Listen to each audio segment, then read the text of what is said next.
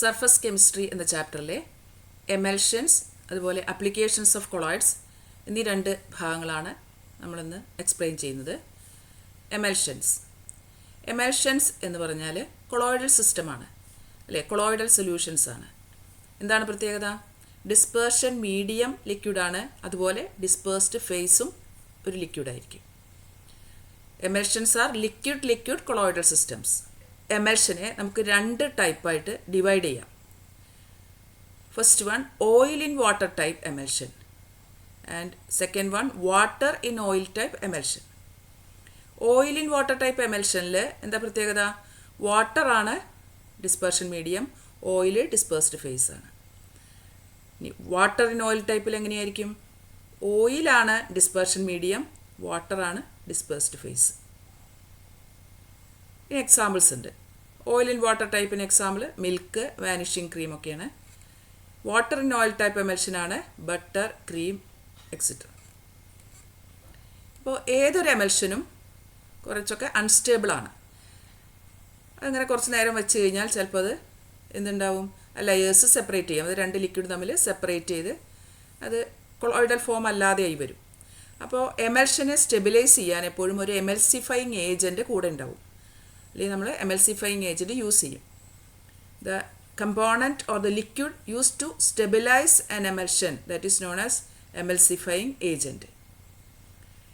The process of adding emulsifying agent to an emulsion in order to stabilize it, that is known as emulsification. Emulsifying agent ചേർത്ത് ഒരു എമൽഷനെ stabilise ചെയ്യുന്ന പ്രോസസ്സിന് emulsification എന്ന് പറയാം. ഇനി ഏതൊക്കെയാണ് examples എമൽസിഫയിങ് ഏജൻസിന്?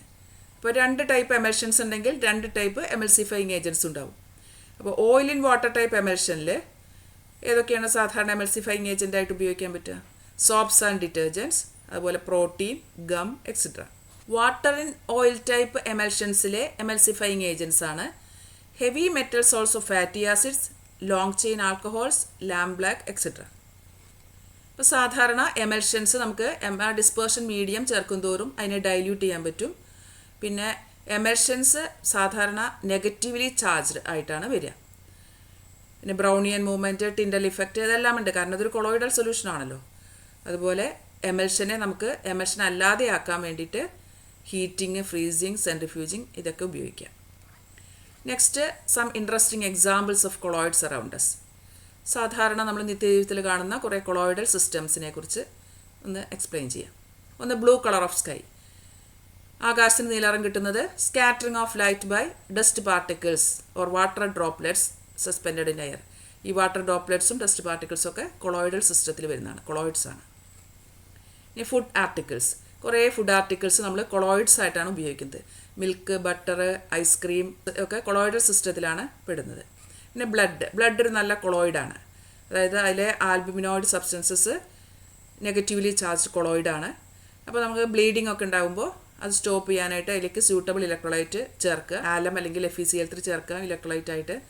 അപ്പോൾ അതിൽ Al3+ അല്ലെങ്കിൽ Fe3+ ions, positive ions bleeding stop ചെയ്യുക, അതായത് അതിനെ ക്ലോട്ട് ചെയ്യാൻ സഹായിക്കും. ബ്ലഡ് കൊയാഗുലേറ്റ് ചെയ്യുന്ന അർത്ഥം. ബ്ലഡ് എന്നുള്ള കൊളോയിഡ് അപ്പോൾ കൊയാഗുലേറ്റ് ചെയ്യും. ഇനി സോയിൽ, നല്ല ഫെർട്ടൈൽ സോയിൽ കൊളോയിഡൽ നേച്ചറുള്ളതായിരിക്കും. പിന്നെ ഈ കൊളോയിഡൽ നേച്ചർ ഉള്ളതുകൊണ്ട് തന്നെ ധാരാളം മോയ്സ്ചറിനെയും ന്യൂട്രിയൻസിനെയൊക്കെ ഈ സോയിലിനെ അബ്സോർബ് ചെയ്യാനും പറ്റും. ഇനി ഫോർമേഷൻ ഓഫ് ഡെൽറ്റ സാധാരണ ചോദിക്കാറുള്ള ഒരു ക്വസ്റ്റ്യനാണ്. റിവർ വാട്ടറും സീ വാട്ടറും കൂടി മീറ്റ് ചെയ്യുന്ന സ്ഥലങ്ങളിലാണ് ഡെൽറ്റ ഫോം ചെയ്യുക. ഇപ്പോൾ റിവർ വാട്ടറിൽ ക്ലേ ഉണ്ടായിരിക്കും, ക്ലേ നല്ലൊരു കൊളോയിഡാണ്. സീ വാട്ടറിലാണെങ്കിൽ ധാരാളം ഇലക്ട്രോലൈറ്റ്സ് ഉണ്ടായിരിക്കും. അപ്പോൾ ഇത് രണ്ടും കൂടി മിക്സ് ചെയ്യുമ്പോൾ, രണ്ടും കൂടി മീറ്റ് ചെയ്യുമ്പോൾ എന്തുണ്ടാവും? ഈ ഇലക്ട്രോലൈറ്റ്സ് ഈ കൊളോയിഡൽ സൊല്യൂഷനെ കൊയാഗുലേഷൻ ഉണ്ടാക്കും. അങ്ങനെ ക്ലേ ഡെപ്പോസിഷൻ ഉണ്ടാവും. ക്ലേയുടെ ഡെപ്പോസിഷനാണ് നമ്മൾ ഡെൽറ്റയായിട്ട് കാണുന്നത്. അതുപോലെ ഫോഗ്, മിസ്റ്റ് ഇതൊക്കെ നമ്മൾ കൊളോയിഡ്സ് ആയിട്ടാണ് വരുന്നത്. ആർട്ടിഫിഷ്യൽ റെയിൻ നമുക്ക് ഉണ്ടാക്കാൻ പറ്റും. എങ്ങനെയാണ് ആർട്ടിഫിഷ്യൽ റെയിൻ ഉണ്ടാക്കുക? ഈ ക്ലൗഡ്സിന് ചാർജ് ഉണ്ട്. ക്ലൗഡ്സ് എന്ന് പറഞ്ഞാൽ ഒരു കൊളോയിഡാണ്, അതായത് അതിന് പോസിറ്റീവ് നെഗറ്റീവ് ചാർജസ് ഉണ്ടായിരിക്കും. അപ്പോൾ രണ്ട് ഓപ്പോസിറ്റ് ചാർജുള്ള ക്ലൗഡ്സ് മീറ്റ് ചെയ്താലും റെയിൻഫോൾ ഉണ്ടാവും. ഈ ക്ലൗഡ്സിൻ്റെ ചാർജിൻ്റെ ഓപ്പോസിറ്റ് ചാർജുള്ള ഏതെങ്കിലും സോള് സ്പ്രേ ചെയ്യുക, അതല്ലെങ്കിൽ ഇലക്ട്രിഫൈഡ് സാൻഡ് സ്പ്രേ ചെയ്യുക. അപ്പോൾ രണ്ട് രീതിയിലും നമുക്ക് എന്ത് ചെയ്യാം? ആ ക്ലൗഡിലുള്ള ചാർജിനെ ന്യൂട്രലൈസ് ചെയ്ത് കളയാം. അപ്പോൾ ചാർജ് പോയി കഴിഞ്ഞാൽ ആ ക്ലൗഡ് എന്ത് സംഭവിക്കും? ക്ലൗഡിനെ കൊയാഗുലേഷൻ നടക്കും. അപ്പോൾ ബിഗ്ഗർ ഡ്രോപ്ലെറ്റ്സ് ആയിട്ട് അത് താഴത്തേക്ക് വരും. അതാണ് ആർട്ടിഫിഷ്യൽ റെയിൻ.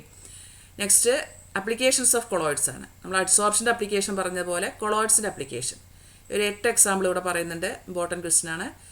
സാധാരണ ഇൻഡസ്ട്രിയൽ ഫീൽഡിലാണ് കുറേയധികം കൊളോയിഡ്സ് ഉപയോഗിക്കുന്നത്. പിന്നെ നമ്മുടെ ഫാക്ടറിയിൽ നിന്നൊക്കെ വരുന്ന പുക അതിൻ്റെ പൊല്യൂഷൻ കുറയ്ക്കാനായിട്ട് ഇലക്ട്രിക്കൽ പ്രസിപ്പിറ്റേഷൻ നടത്തും. അതെങ്ങനെയാണ്? കോട്ടറൽ പ്രസിപ്പിറ്റേറ്റർ ഉപയോഗിച്ചിട്ടാണ് ഇലക്ട്രിക്കൽ പ്രസിപ്പിറ്റേഷൻ ഓഫ് സ്മോക്ക് നടക്കുക. ഈ കോട്ടറൽ പ്രസിപ്പിറ്റേറ്ററിൽ ഒരു പ്രത്യേക ചാർജുള്ള പ്ലേറ്റ്സ് ഉണ്ട് ഒരു ചേമ്പറിൻ്റെ അകത്ത്.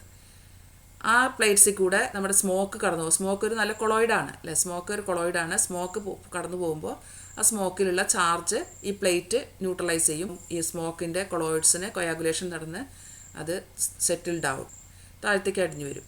അപ്പോൾ പിന്നെ അത് പുറത്തേക്ക് ആ ചിമ്മിനി കൂടെ പുറത്തേക്ക് വരുന്ന സ്മോക്കിൽ ഈ പാർട്ടിക്കിൾസ് ഒന്നും ഉണ്ടായിരിക്കില്ല. അങ്ങനെ സ്മോക്ക് കൊളോയിഡൽ ഇമ്പ്യൂരിറ്റീസ് ഒന്നും ഇല്ലാതെ നമുക്ക് കോട്ടറൽ പ്രസിപ്പിറ്റേറ്ററിൽ നിന്ന് പുറത്തെടുക്കാൻ പറ്റും.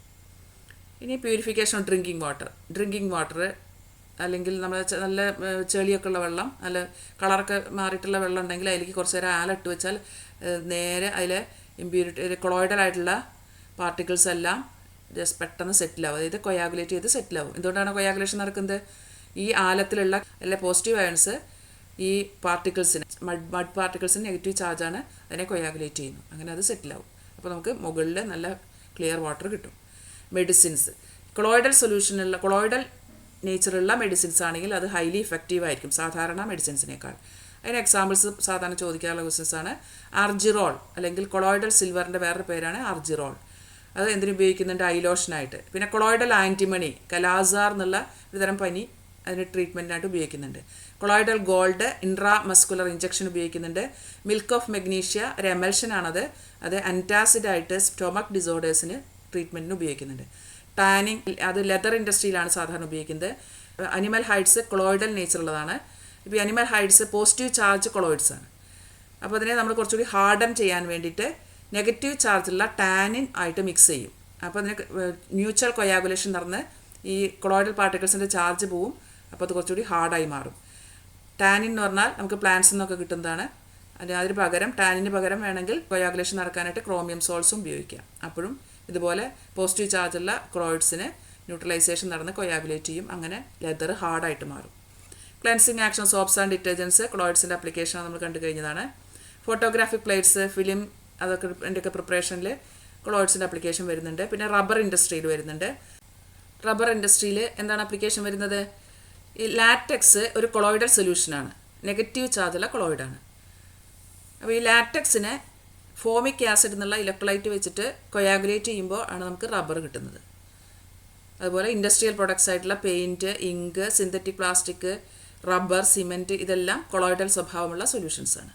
അങ്ങനെ കൊളോയിഡ്സിന് ധാരാളം അപ്ലിക്കേഷൻസ് ഉണ്ട്. ഡെയിലി ലൈഫിൽ അപ്ലിക്കേഷൻസ് ഉണ്ട്. അതുപോലെ തന്നെ ഇൻഡസ്ട്രിയൽ ഫീൽഡിലും ധാരാളം അപ്ലിക്കേഷൻസ് ഉണ്ടെന്ന് കാണാം.